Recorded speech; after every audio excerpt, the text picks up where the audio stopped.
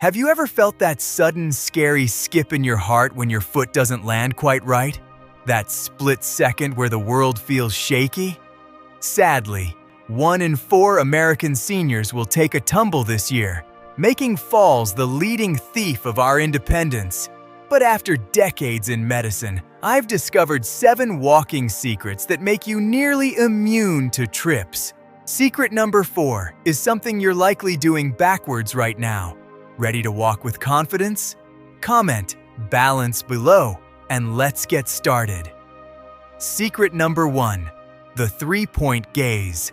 The first mistake I see every single day in my clinic is what I call staring at your laces. It feels natural, doesn't it?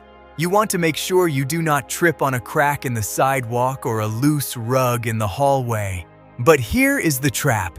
When you tuck your chin and look down, you are actually throwing your entire body out of whack. Your head weighs about 10 to 12 pounds. When it tilts forward, it shifts your center of gravity way out in front of your toes. This makes you feel top-heavy. It makes you feel unstable. When you walk with your eyes fixed on the ground, your neck and upper back muscles have to work overtime to hold you up. This leads to that tightness in your shoulders and that nagging ache in your neck that many of you feel after a short walk to the mailbox. More importantly, your balance system, which lives in your inner ear, receives very poor information. It cannot tell where the horizon is. It cannot tell if you are leaning too far forward until it is too late. As we get older, our bodies change how they process information. This is the core why of the problem. When we were younger, our inner ear sensors were very sharp. But as the years go by, our brains rely much more on our eyes to stay upright. If you only look 3 feet ahead, you are starving your brain of the data it needs to keep you balanced. It is like trying to drive a car while only looking at the hood. You lose your sense of space. You lose your confidence. Research published in the Journal of Aging and Physical Activity shows that this downward gaze causes what we call postural sway. It makes your steps shorter and more hesitant. In fact, studies show that seniors who look down have a much slower reaction time when they actually do hit an obstacle. When you look up, your reaction time improves by nearly 20%. That is the difference between a small stumble and a trip to the emergency room. I want you to stop looking at your shoes. I want you to start looking at the world. My patient William struggled with this for a lot of time. He was so afraid of falling that he stared at his feet like he was glued to them. He told me he felt wobbly every time he went outside. Once he learned to lift his chin, everything changed. He told me, "Doctor, I feel like I can breathe again. I feel like I'm standing on solid ground." Here is the solution I gave him. Use the 10 to 15 feet rule. Find a spot on the sidewalk about 10 to 15 feet in front of you. This is your near point. Looking here allows your peripheral vision to see the cracks in the pavement while your head stays level. Every 10 seconds, lift your eyes to the horizon. This is your far point. This simple act resets your spine. It pulls your shoulders back. It signals to your brain that you are safe. Before we move on, I want to hear from you. Be honest with your old doctor. Do you find yourself staring at the ground when you walk? If you have been doing this, please type "guilty" in the comments right now. There is no shame in it. Acknowledging it is the very first step toward walking with confidence again.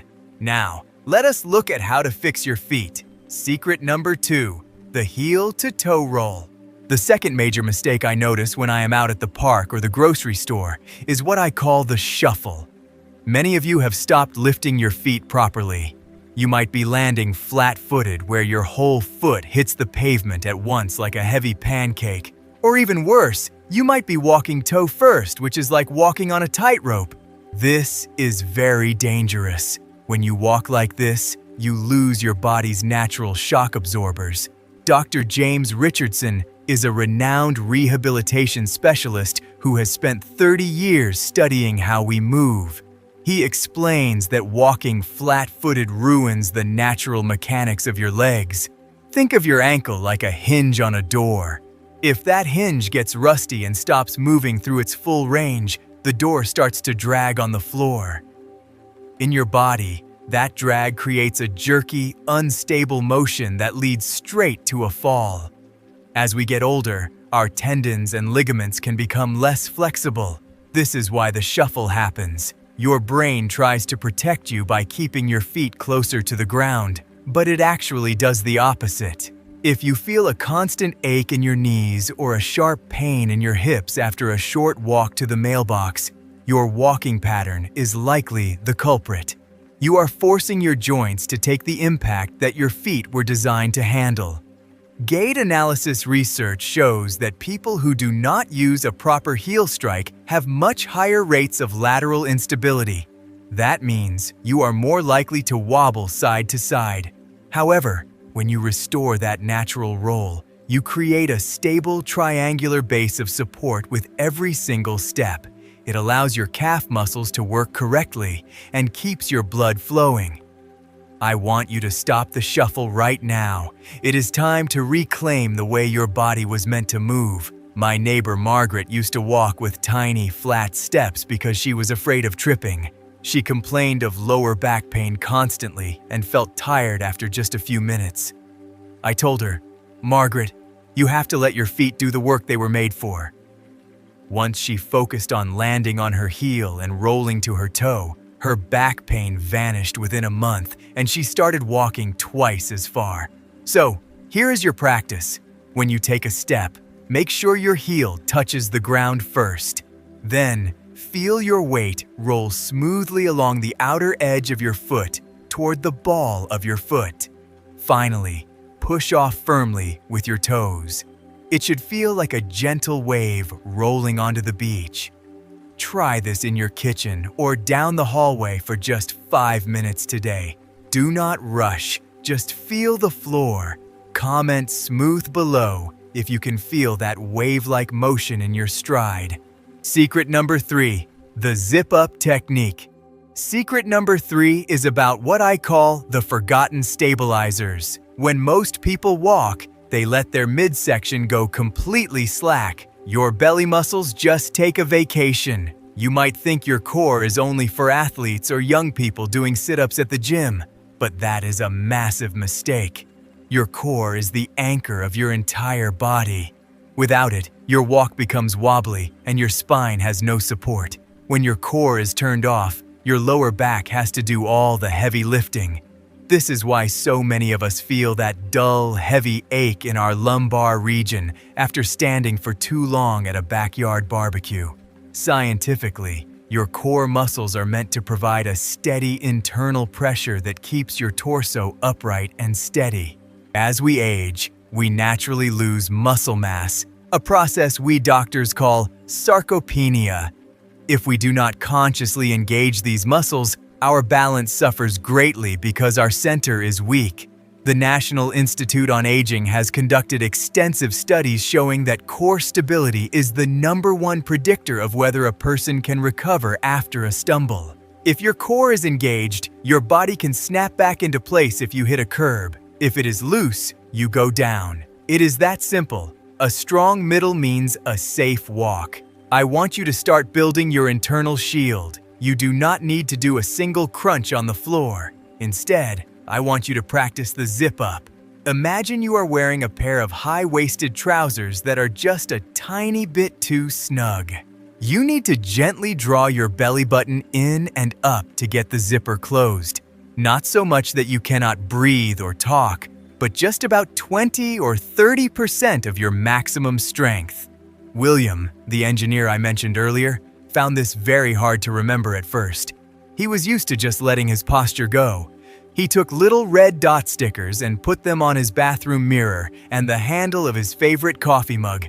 Every time he saw a red dot, he would zip up his core.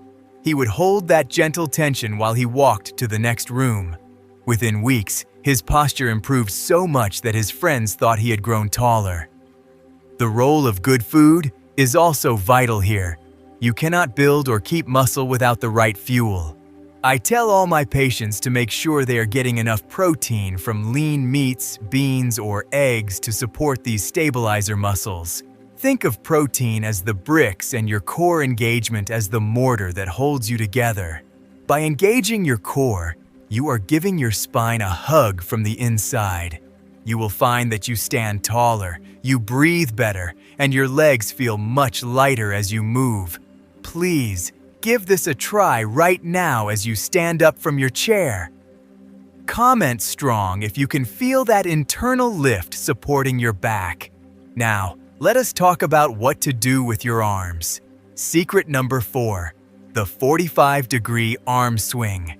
The fourth secret is something most of you are likely doing backwards every single day. I call it the frozen arm syndrome. When we start to feel a bit unsteady on our feet, our instinct is to hold our arms stiffly at our sides. Some of us even clutch our hands together in front of our chest like we are holding a delicate bird. You think you are protecting yourself, but you are actually doing the exact opposite. You are turning off your body's built-in stabilization system. Think of your arms like the long pole a tightrope walker carries. They are your natural counterweights. When your right foot moves forward, your left arm is supposed to swing forward to balance the weight. This rhythmic motion keeps your torso steady.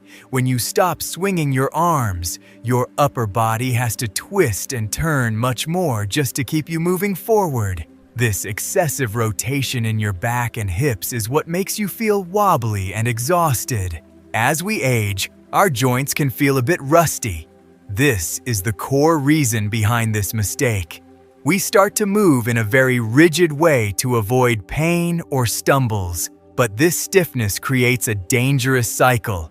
Because your arms are not counterbalancing your legs, your center of gravity starts to sway from side to side. If you find that your lower back feels sore after a walk, or if you feel like you are working twice as hard as you used to, your lack of arm swing is likely the cause. Gait analysis studies at the University of Michigan have found that a proper arm swing reduces the energy you spend by nearly 8%. Even more amazing, it improves your ability to recover from a trip or a stumble by up to 15%. This simple motion can reduce your total fall risk by a staggering 30%. When you swing your arms, you are not just walking, you are using physics to stay upright.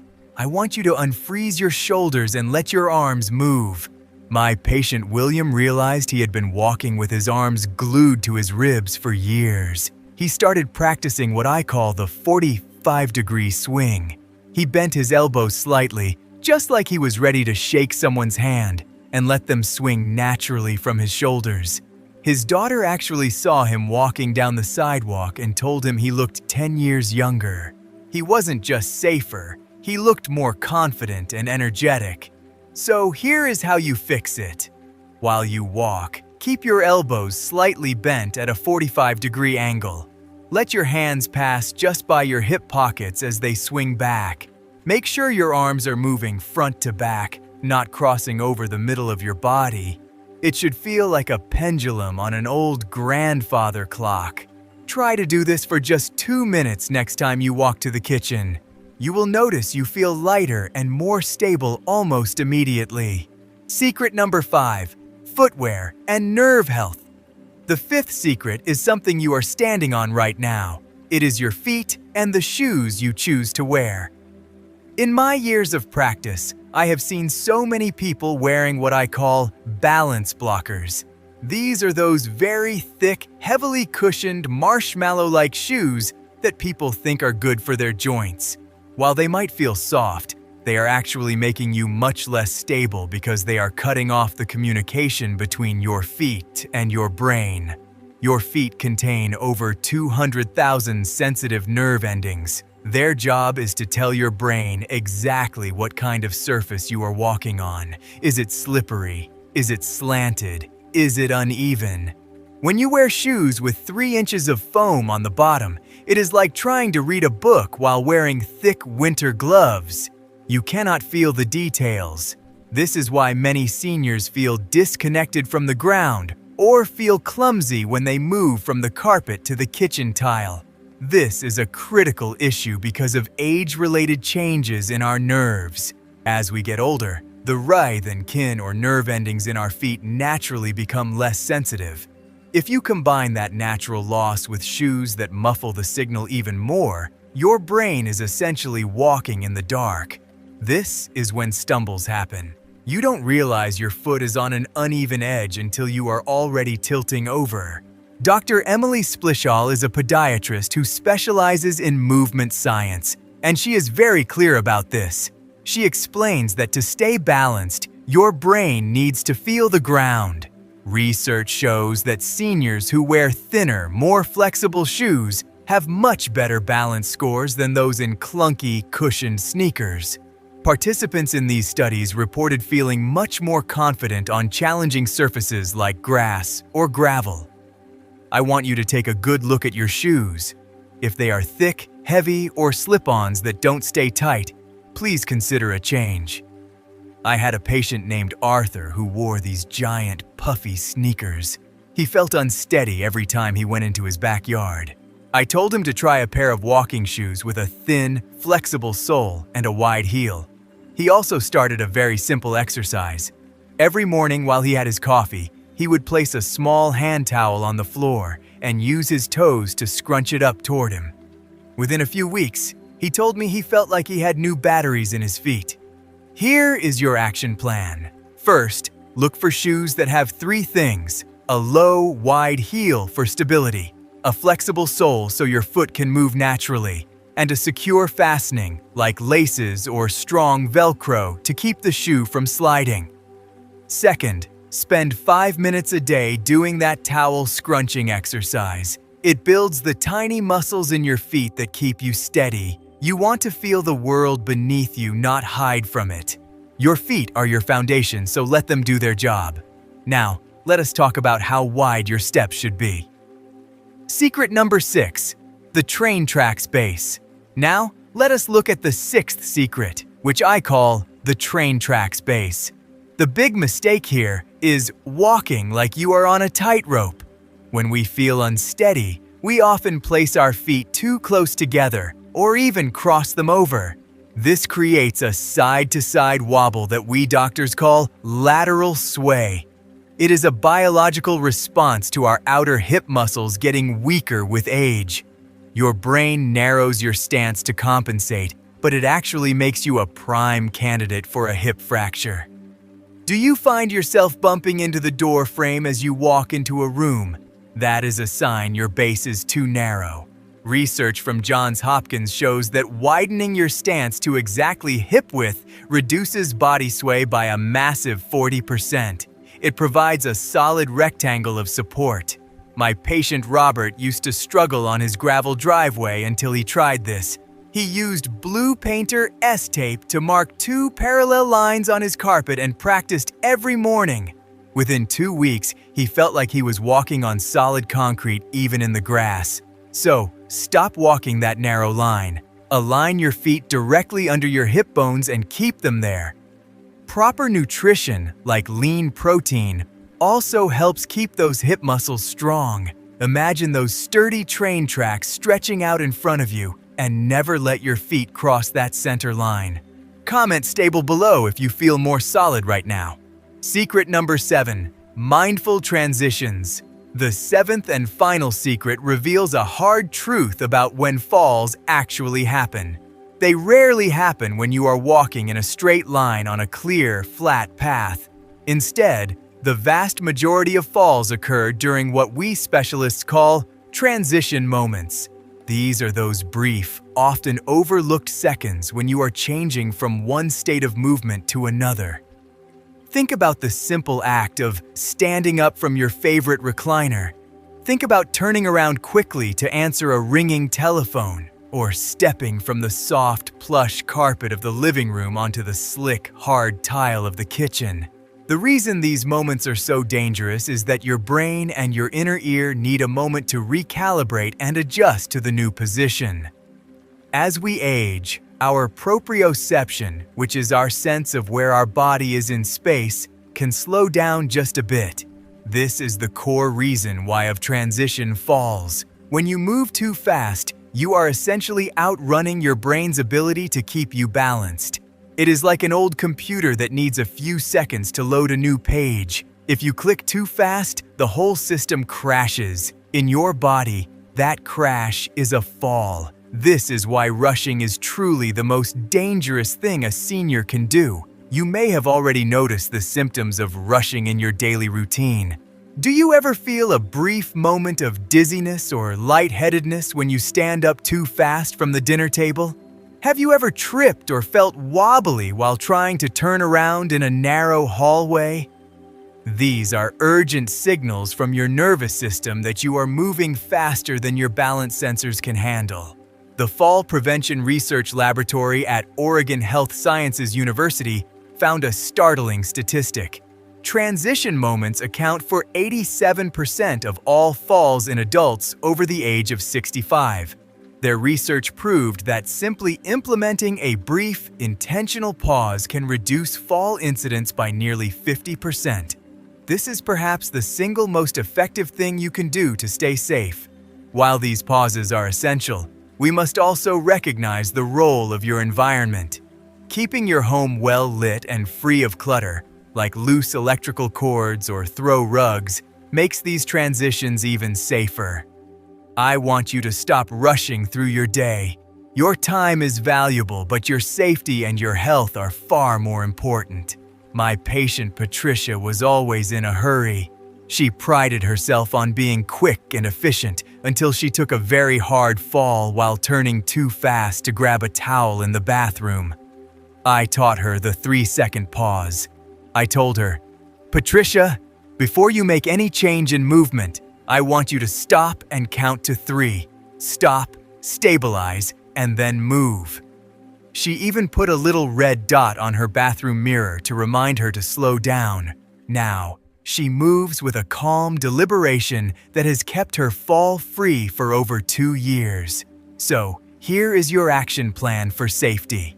You must practice the 3-second pause religiously. When you stand up from a chair, wait 3 full seconds before you take your first step. When you need to turn around, stop completely for 3 seconds. Use the pivot and step method. This means you turn your feet first, one at a time, and let your body follow. Never twist your spine while your feet are stuck in one place.